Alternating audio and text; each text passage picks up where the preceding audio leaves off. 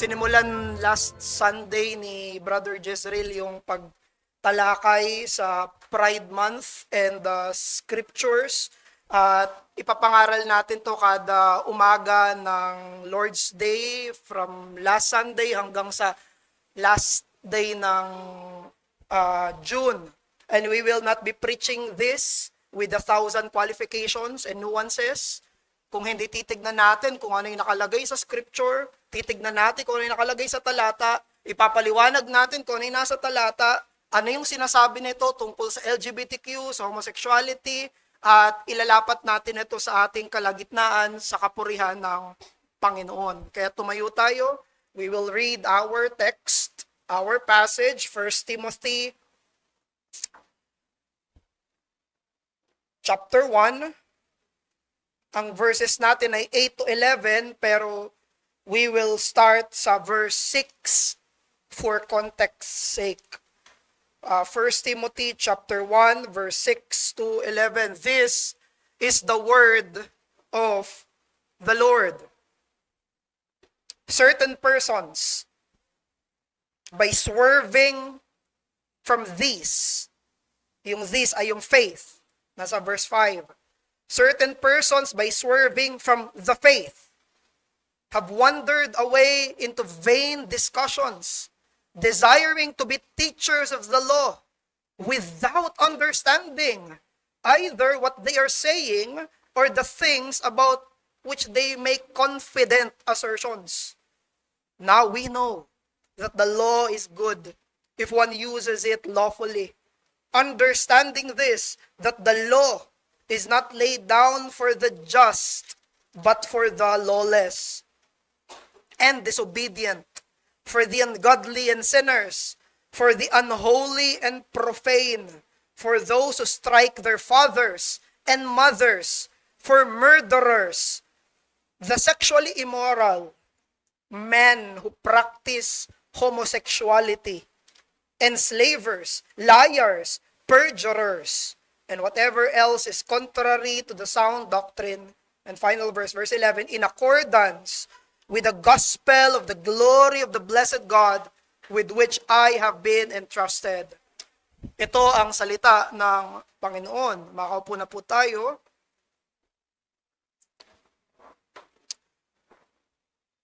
So ito ay 1 Timothy. Ang sumulat nito ay si Apostle Paul. So sinulat to ni Apostle Paul para kay Timothy, para tulungan siya sa buhay niya sa pananampalataya at sa kanyang pastoral ministry, perhaps regarding ito sa Ephesian church, no?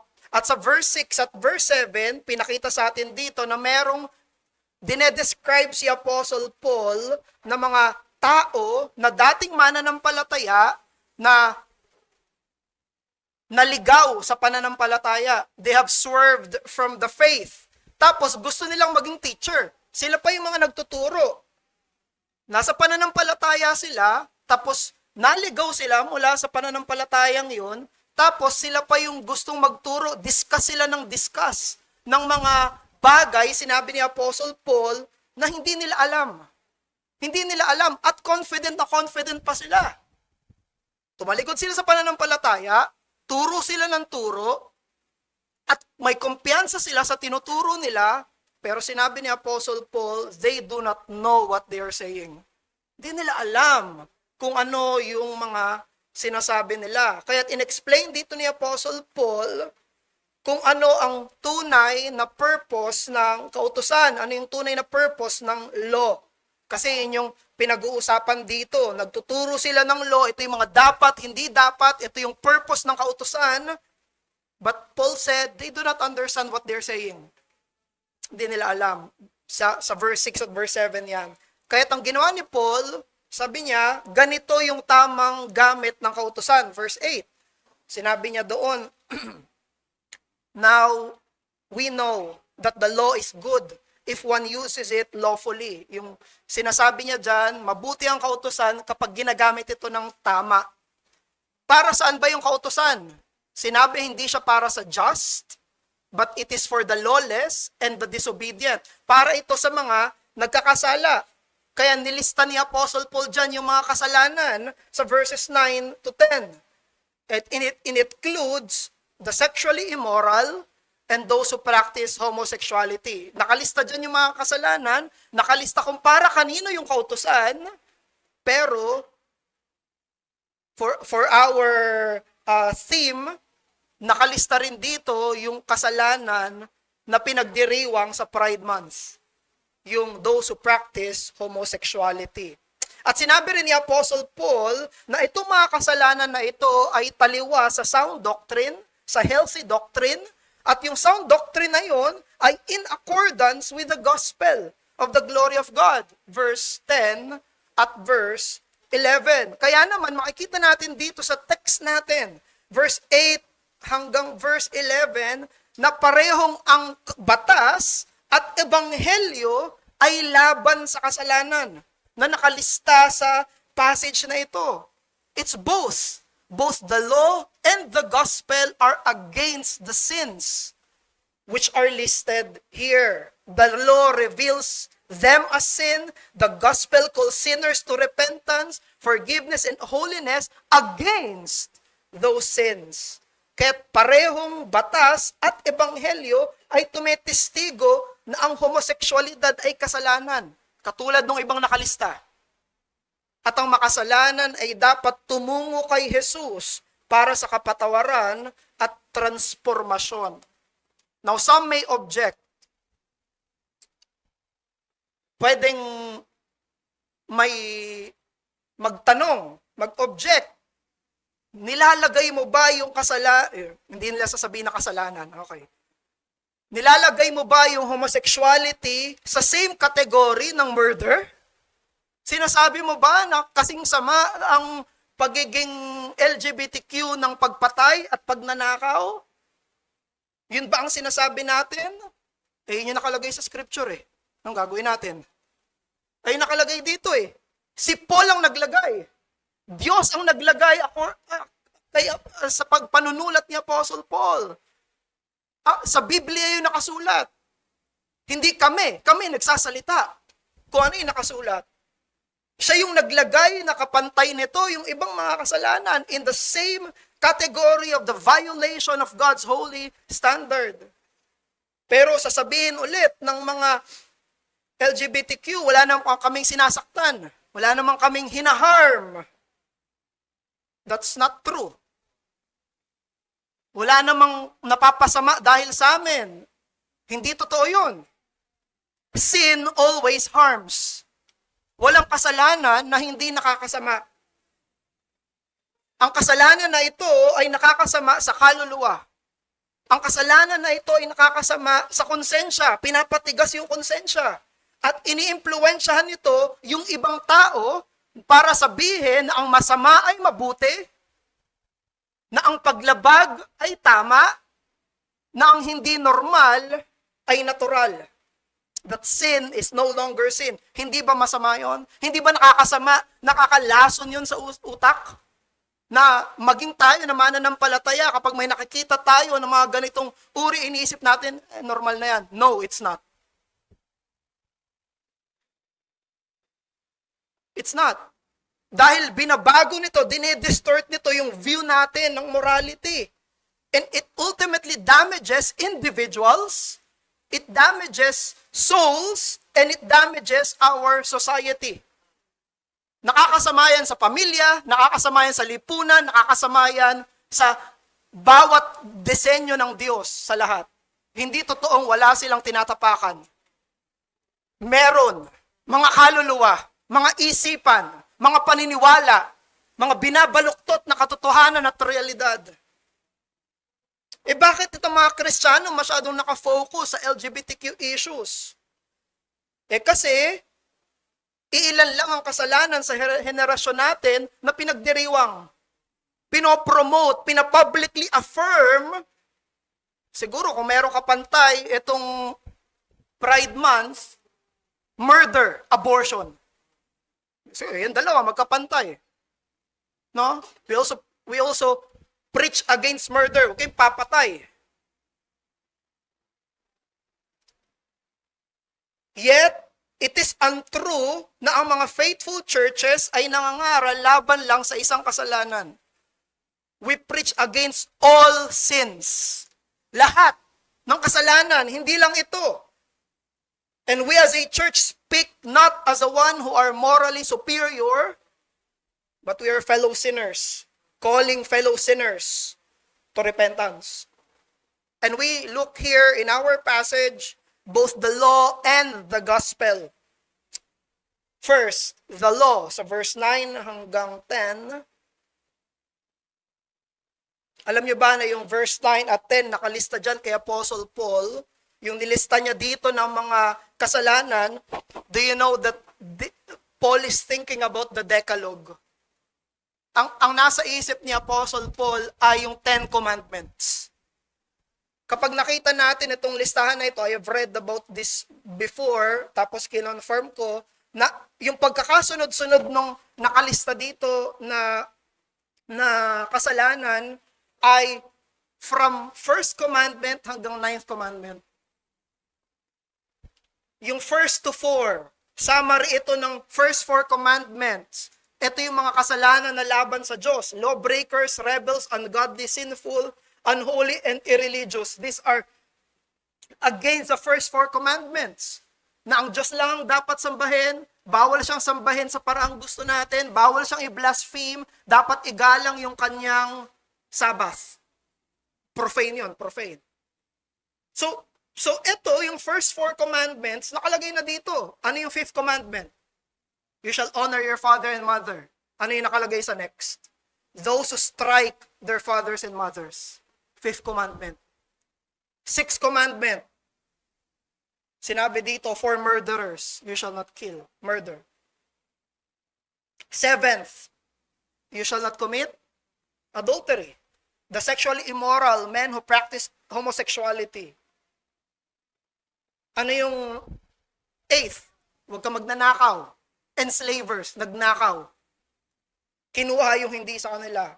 Ano yung 9th commandment? You shall not bear false witness. Liars and perjurers. 9th commandment iyon. So nasa isip ni Apostle Paul, itong 10 commandment, binding yung 10 commandments sa New Testament. At sinabi niya, ito yung mga kasalanan na tinutukoy sa batas ng Panginoon. So I want to digress a little kasi may mga nagtuturo na hindi na daw applicable yung 10 commandments sa New Testament. Sinasabi nila na hindi, yung 10 commandments pang lumang tipan lang. Pero dito, si Pablo mismo, nakalista yung 10 utos sa kanya. No? Pero ang main thrust natin ay yung 7th commandment. Ano yung 7th commandment? You shall not commit adultery. Huwag kang maging unfaithful sa asawa mo. At ang violation sa pagiging unfaithful sa asawa ay ang pagsunod at pag-commit sa usapin ng order at design ng marriage. Yun yung command ng Panginoon against adultery. Lumikha ang Diyos ng lalaki at babae. Inordina niya ang isang lalaki lang, isang babae lang, na maging united sa covenant ng marriage at sa usapin ng romantic na pagrelasyon. At yung sexual intimacy, it belongs to that covenant alone. Nandun lang. Sa loob ng covenant ng marriage. Isang lalaki, isang babae. Sa loob ng covenant. At kapag nag-depart tayo sa disenyo ng Panginoon, sa holy design na yon, we fall under the law's condemnation. Kaya sa totoo lang, napakarami ng violation sa 7th commandment, sa adultery. Pornography. Violation yan ng 7th commandment. Ano pa? Fornication. Pagtatalik sa bago ikasal, labas sa kasal. Cohabitation.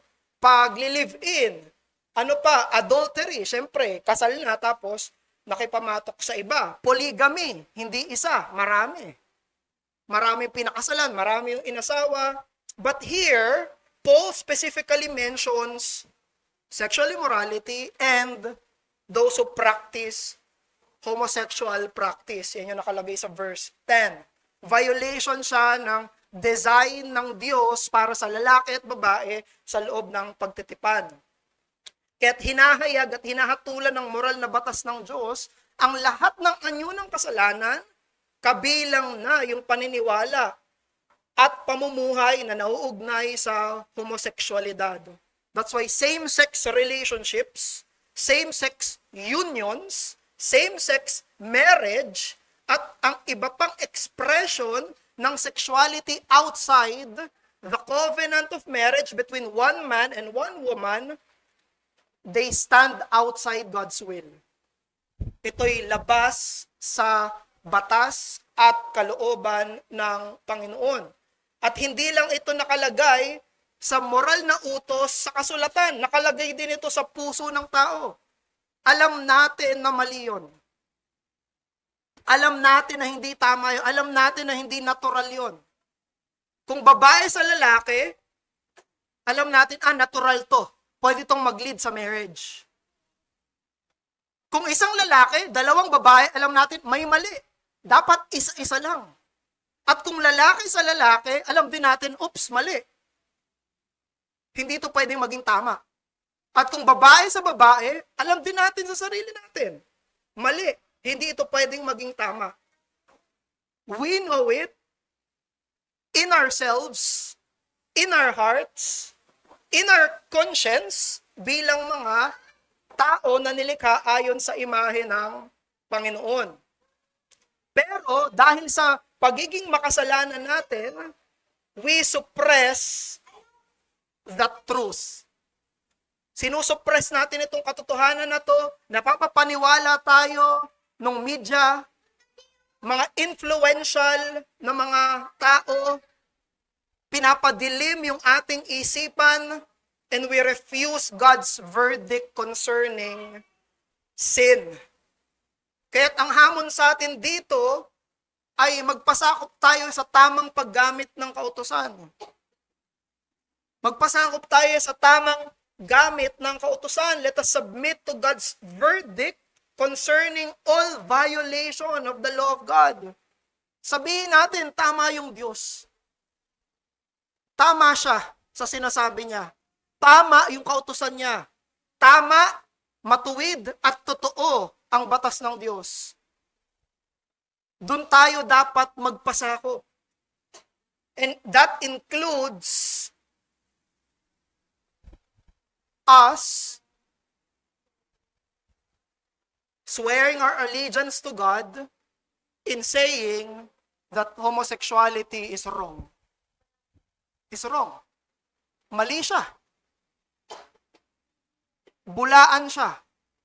Hindi siya tama. Hindi dapat siya ituloy. Hindi dapat siya mamayagpag. Hindi dapat siya paniwalaang normal. At tama sa harapan ng Panginoon. And under that, we should repent. Huwag nating tawaging mabuti ang tinawag ng Diyos na kasalanan. Huwag nating tawaging normal ang sinabi niyang hindi ayon sa disenyo niya. Magpakumbaba ka sa ilalim ng otoridad ng salita ng Diyos, ikumpisal natin ang lahat ng labag sa kanyang kautusan at lumapit tayo sa kanya. If we have our own family members, we have our friends, co-workers, mga mahal natin sa buhay na nagdiriwang ng ganitong uri ng lifestyle, ang kailangan nila sa atin ay hindi lang ang opinion natin, tradisyon natin, o political na posisyon natin. Ang kailangan nila sa atin ay ang salita ng Diyos. Ang kailangan nila sa atin ay kung ano yung sabi ng Panginoon. Kailangan nilang malaman kung anong sinasabi ng Diyos tungkol sa kasalanan at tungkol sa kaligtasan. Dahil at the end of the day, hindi naman sila haharap sa atin. At the end of the day, hindi naman tayo yung hahatol sa kanila. At the end of the day, hindi sila haharap sa church, sa culture. No.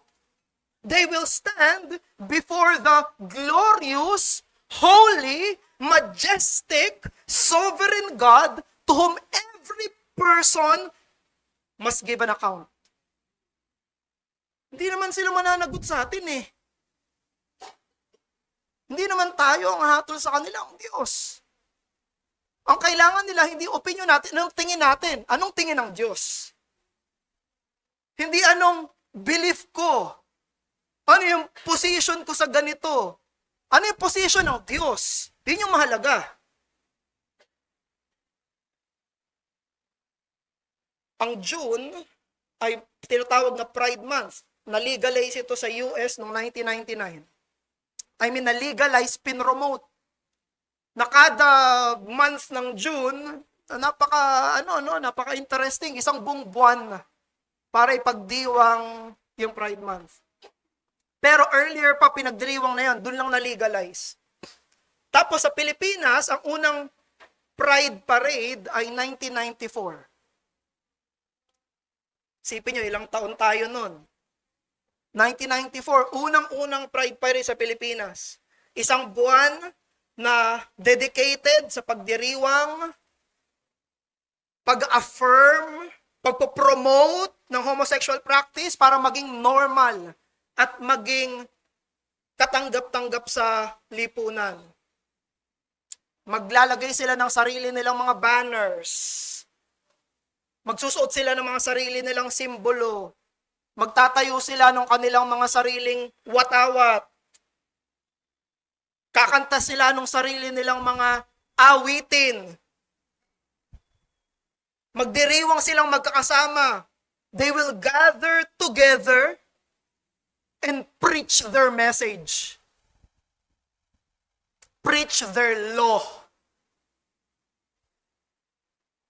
They will preach what is good news. What they think is their good news. Hindi ba may kamukha yun? Hindi ba may kamukha yun? At bilang mga mananampalataya, kailangan nating i-evaluate ang lahat ng mga mensahe, lahat ng mga movements, lahat ng celebration sa pamamagitan ng salita ng Diyos. Dahil makikita natin sa buwan na ito, ang libo-libong mensahe na i-urge ka, papapaniwalain ka, hihikayatin ka na ipagdiwang ang pinagbabawal ng Diyos. Makakarinig ka ng mga nakakapaniwalang kwento, mga emosyonal na mga panghihikayat, mga nakakapaniwalang mga argumento. Pero gaano man kapopular yung isang ideya, hindi nagbabago ang katotohanan ng Diyos. The Decalogue is eternal. God's law is eternal. Mula sa walang hanggan hanggang sa walang hanggan, itong pamantayan ng Diyos. Hindi magbabago. Kaya kailangan nating paniwalaan ng Diyos higit sa mga artista, higit sa mga influencers, higit sa mga korporasyon, higit sa mga media outlets, higit sa mga educational institution, mga public school, di ba? Mga teachers, pinopromote na sa mga eskwelahan. Hinahayaan na yung mga estudyante, sila na yung masusunod. Yung LGBTQ na yung masusunod. Maging sa mga eskwelahan, or any other cultural voice that contradicts His word, we must believe God more than all of them. Paniwalaan natin ang Diyos higit sa kahit sino, gaano man karami sila. Manatili tayo sa salita ng Diyos, ipasakop natin yung isipan natin sa Kanya, yung konsensya natin, yung conviction natin sa Kanya lamang. Kaya't ang buwan ng pride ay dapat maging buwan ng pagpapakumbabang pagsisisi.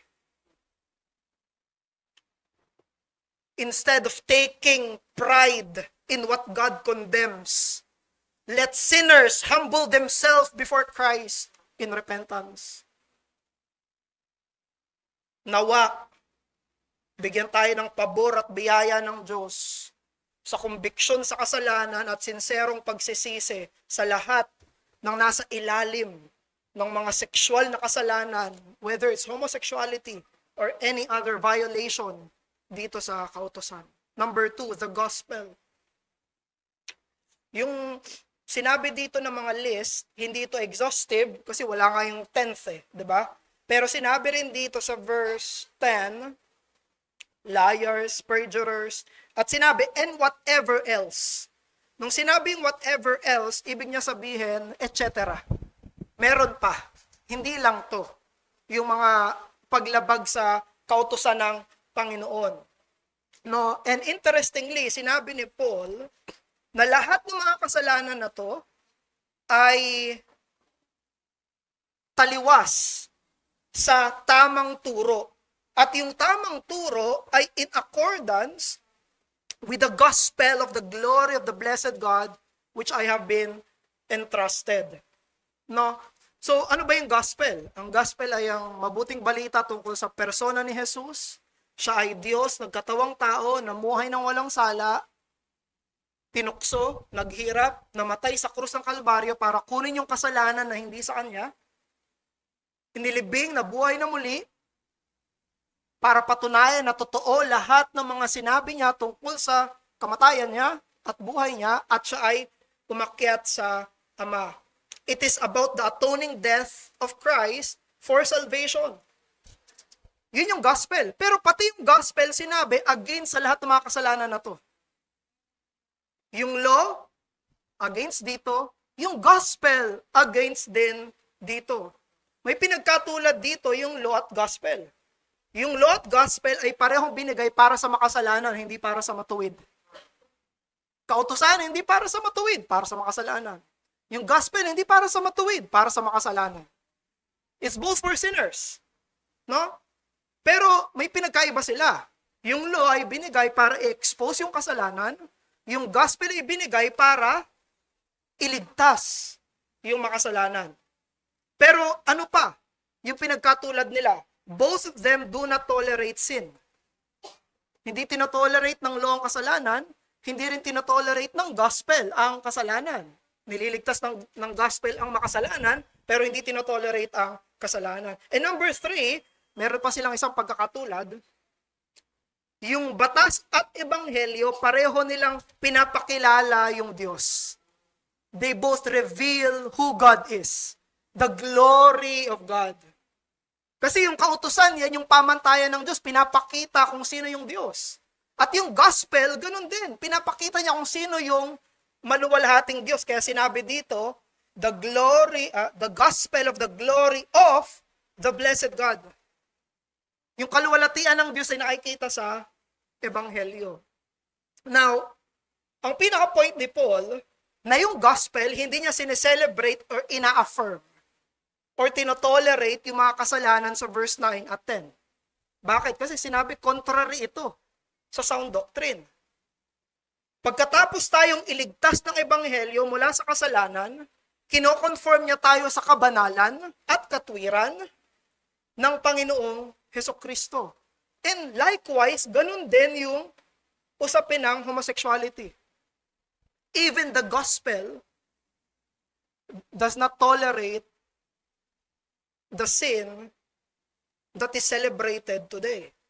The gospel saves sinners from sin and therefore does not affirm, tolerate, or conform itself to the belief and practices of the LGBTQ lifestyle.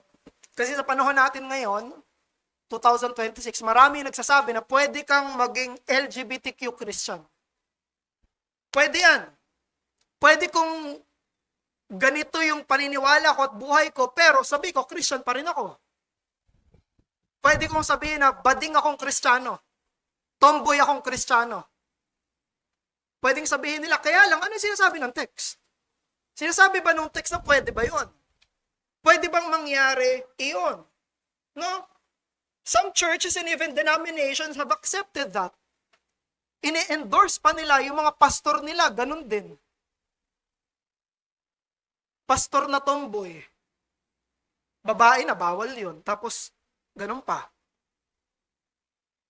Sa Methodist Church, meron. Sa ano pa? Sa ibang mga churches ngayon, no? They endorse this.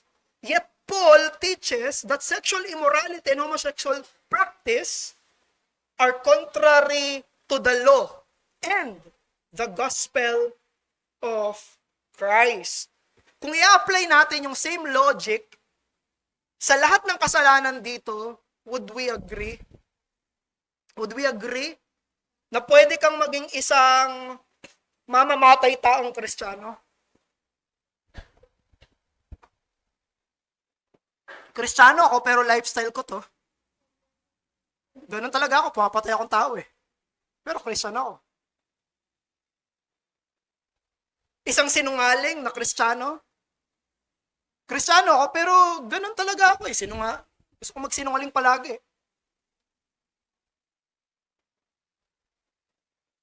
Kidnapper na Kristiyano. Yun yung sinabi itong slaver eh. Enslaver. Magnanakaw ng tao. Kidnapper akong Kristiyano. Lifestyle ko yon. Pwede ba yon? Isa akong Kristiyano na sinusuntok ko yung nanay at tatay ko. Yun yung nakalagay dito, to strike their fathers and mothers. Kristiyano ako na nanununtok ng nanay at tatay. Lifestyle ko yon. Sinasapa ko yung nanay ko. Would we agree with that same logic? No, of course not. Dahil walang ganon. The gospel calls sinners not to self-affirmation, but to repentance and faith. Tinatawag ng ebanghelyo ang mga tao hindi para i-affirm yung kanilang ginagawang against the law and against the gospel. Kung hindi tinatawag sila, tigilan mo yan. Tama na. Itigil mo yan. Hindi yan dapat ang pamumuhay mo. No, that should not be your life. Pwede kang mahulog doon. Pwede kang magkasala minsan. Pero hindi yun ang buhay mo. Hindi yun ang buhay mo. Hindi yun yung buong pagkatao mo. Hindi na yun yung pagkatao mo. What must be done to the LGBTQ belief and practice is not to be accepted, but repented. At ito ang ebanghelyo ng maluwalhating Hesukristo. Siya ay pumarito para magligtas ng mga makasalanan. At doon sa krus, ang ginawa ng Panginoong Hesukristo, pinasan niya yung kasalanan. Pinasan niya yung kaparusahan na dapat makasalanan ng tatanggap. Binuhat niya yung sumpa na para sa mga nararapat. And that includes, brethren, homosexual practice. Ang isa sa binayaran ni Jesus sa krus, katulad ng mga nakalista dito, ay itong kasalanan na ito. Jesus died for homosexuals. Jesus died for this sin. At sapat yung dugo ng Panginoong Hesukristo para linisin yung isang nagsisisi. Para linisin yung isang lumalapit sa Kanya na may pagpapakumbaba. Yung biyaya niya ay hindi maliit para magligtas. It is sufficient to save. It is sufficient to save. At itong parehong tagapagligtas na ito na nag-uutos ng pagsisisi sa lahat, nagbibigay ng awa at kapatawaran sa lahat ng lumalapit sa Kanya. This includes forgiveness and sanctification. It includes the power to change them. Kaya napakarami ng mga nakikita natin ng mga mananampalataya na dati ito yung buhay nila. Dati yung buhay nila ay in line dito sa agenda na ito. Pero nung naging Kristiyano sila, nabago. Hindi na ito yung pagkatao ko. Hindi na ito yung pagkakilala. Hindi na ito yung pinakagusto ko sa buhay. Ang pinakagusto ko na sa buhay ay si Jesus. Hindi na to. Hindi na ang pinaka-importante sa akin yung kasalanan ko. Hindi na ang pinagdiriwang ko na gusto kong i-affirm ako ng iba sa kasalanan na to. Ang gusto ko na i-affirm ko si Christ. Si Jesus na yung buhay ko. Si Jesus na yung papupurihan ko. Siya na yung mahalaga, hindi na ako. Ganun yung nangyari sa mga may kasalanan na ganito pero niligtas ng Panginoong Hesukristo. Kaya't ikaw, o kung merong makakapanood nito, mga bata, mga bisita na niyayakap itong LGBTQ identity na ito o nagpapatuloy sa ganito. The invitation of Christ is open to you today. Bukas ito para sa iyo. Lumapit ka sa Panginoong Hesukristo. Talikuran mo yung kasalanan mo. Magtiwala ka sa Kanya. Hanapin mo yung pagkakakilanlan mo sa ipinako at nabuhay na muling tagapagligtas. Huwag mong hanapin ang pagtanggap ng mundo. Ang hanapin mo ay pakikipagkasundo sa Diyos sa pamamagitan ni Hesukristo. Come to Christ and live. There is no life in LGBTQ. There's only death. Walang buhay dyan. Kahit ilang beses kayo magdiwang, kahit ilang tao ang pumanig sa'yo at magsabing, tama ka, lalaki ka pero babae ka pero lalaki ka. Kahit buong buhay mong gawin yan, kamatayan. Walang buhay. Kamatayan. Pero kay Jesus, nasa Kanya yung buhay. The Lord Jesus welcomes the guilty. He forgives the repentant. He cleanses the defiled and gives eternal life to all who believe. Kahit sa ilalim ng malusog na doktrina ng Ebanghelyo, ang ipurso natin ay yung kabanalan at hindi pagpapatuloy sa mga nakalistang kasalanan. That's what we pursue. Kung meron man tayo na kung saan tayo magpe-persevere, kung meron man tayo na dapat i-celebrate, kung meron man tayo na dapat awitin, kung meron mang dahilan kung bakit tayo magtitipon, hindi kada June, kada Sunday. Kada Sunday may sarili tayong parade. Kada Sunday meron tayong sineselebrate na gusto natin ibang tao i-celebrate din nila. The Lord Jesus Christ and His gospel. Come! Let us celebrate Christ. Come! Ito ang aming bandera.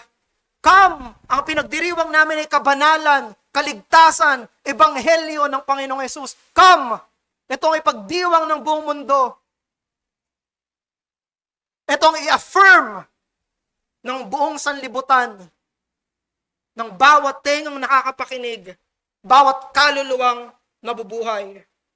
Instead of gathering for pride parade, we gather to worship and sing and preach and teach the gospel of Christ. At ini-encourage natin ang iba na magpatuloy. Ito ang maging lifestyle. Ito ang ating pamumuhay. Manalangin tayo. Maraming salamat po sa 1 Timothy chapter 1 verse 6 hanggang 11. Salamat po Diyos dahil binigay mo to sa amin para ipakita sa amin kung ano yung totoo at kung ano ang dapat namin ipagdiwang. Maraming salamat po Diyos dahil kahit ang kasalanan ang nagdudulot sa amin ng kapahamakan, ang ebanghelyo mo ang magdudulot sa amin ng transformasyon at pagbabago. Papuri po sa iyo Diyos. Ikaw ang dapat ipagdiwang namin. Ama, Anak at Banal na Espiritu. Sa pangalan ng Panginoong Hesus. Amen.